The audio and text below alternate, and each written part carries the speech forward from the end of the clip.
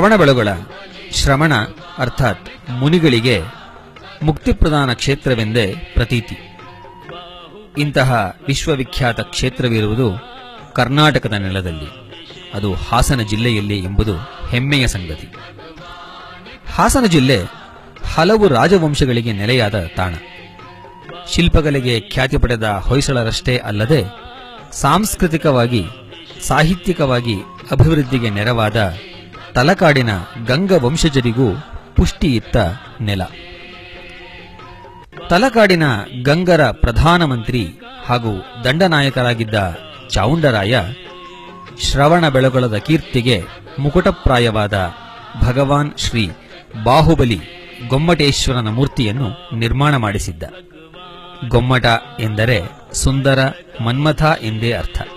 ಕ್ರಿಸ್ತಶಕ 10ನೇ ಶತಮಾನದಲ್ಲಿ ಸುಮಾರು 13 ಶತಮಾನಗಳ ಕಾಲ ಧಾರ್ಮಿಕ ಶೈಕ್ಷಣಿಕ ಚಟುವಟಿಕೆಗಳ ಕೇಂದ್ರ ಬಿಂದುವಾಗಿದ್ದ ಚಂದ್ರಗಿರಿ ಚಿಕ್ಕಬೆಟ್ಟ ಬಾಹುಬಲಿ ಮೂರ್ತಿಯ ನಿರ್ಮಾಣದೊಂದಿಗೆ ಮತ್ತಷ್ಟು ಪ್ರಾಮುಖ್ಯತೆಯನ್ನು ಪಡೆದದ್ದು ಇತಿಹಾಸ. ಬಾಹುಬಲಿ ಮೂರ್ತಿಯ ನಿರ್ಮಾಣ ಮಾಡಿಸಿ ಪ್ರತಿಷ್ಠಾಪನಾ ಮಹಾಮಸ್ತಕಾಭಿಷೇಕವನ್ನು ಚಾವುಂಡರಾಯ ನೆರವೇರಿಸಿದ್ದು ಕ್ರಿಸ್ತಶಕ 981ರ ಮಾರ್ಚ್ 13ರಂದು. 58.8 ಅಡಿ ಎತ್ತರದ ಈ ಬೃಹತ್ ಮೂರ್ತಿಗೆ ನಿತ್ಯ ಅಭಿಷೇಕ ಕನಸಿನ ಮಾತೇ ಸರಿ. ಬಾಹುಬಲಿಯ ಮಹಾಮಸ್ತಕಕ್ಕೆ ಮಾಡುವ ಅಭಿಷೇಕವೇ ಮಹಾಮಸ್ತಕಾಭಿಷೇಕ. ಕ್ರಿಸ್ತಶಕ 10ನೇ ಶತಮಾನದಿಂದ 19ನೇ ಶತಮಾನದವರೆಗೆ ಕಾಲಕಾಲಕ್ಕೆ ಮಹಾಮಸ್ತಕಾಭಿಷೇಕಗಳು ನೆರವೇರಿದ ಬಗ್ಗೆ ಶಾಸನಗಳಲ್ಲಿ ಸಾಹಿತ್ಯ ಕೃತಿಗಳಲ್ಲಿ ಮಾಹಿತಿ ಲಭ್ಯ.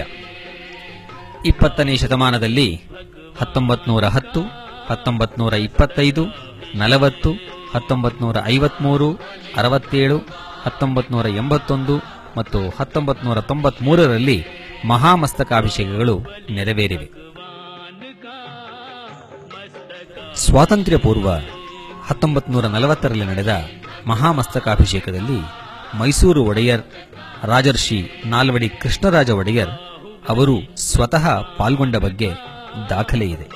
ಸ್ವಾತಂತ್ರ್ಯ ನಂತರ ರಾಜ್ಯ ಸರ್ಕಾರ ಹಾಗೂ ಕೇಂದ್ರ ಸರ್ಕಾರ ಮಹಾಮಸ್ತಕಾಭಿಷೇಕವನ್ನು ರಾಷ್ಟ್ರೀಯ ಉತ್ಸವ ಎಂದು ಪರಿಗಣಿಸಿ ಮಹೋತ್ಸವದ ಯಶಸ್ಸಿಗೆ ಶ್ರಮಿಸುತ್ತಾ ಬಂದಿವೆ.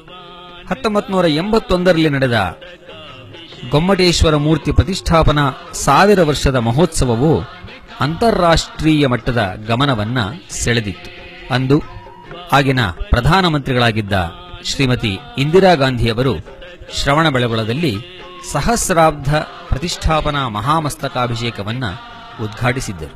ಮಹಾಮಸ್ತಕಾಭಿಷೇಕ ಎಂದರೆ ಅದೊಂದು ಪುಟ್ಟ ಭಾರತ ಎಂದೇ ವರ್ಣಿಸಬಹುದು. ರಾಷ್ಟ್ರದ ಮೂಲೆ ಮೂಲೆಗಳಿಂದ ಲಕ್ಷಾಂತರ ಭಕ್ತರು, ಪ್ರವಾಸಿಗರು, ಕಲಾ ಪ್ರೇಮಿಗಳು ಆಗಮಿಸಿ ಮಹಾಮಸ್ತಕಾಭಿಷೇಕದ ವೈಭವವನ್ನು ಕಣ್ತುಂಬಿಕೊಳ್ಳುತ್ತಾರೆ, ಮನತುಂಬಿಕೊಳ್ಳುತ್ತಾರೆ. 21ನೇ ಶತಮಾನದ ಪ್ರಥಮ ಮಹಾಮಸ್ತಕಾಭಿಷೇಕ 2006ರಲ್ಲಿ ನಡೆದಿದ್ದು, ಎರಡನೇ ಮಹಾಮಸ್ತಕಾಭಿಷೇಕ 2018ರಲ್ಲಿ ನೆರವೇರಲಿದೆ. ಕ್ಷಣಗಣನೆ ಆರಂಭವಾಗಿದೆ.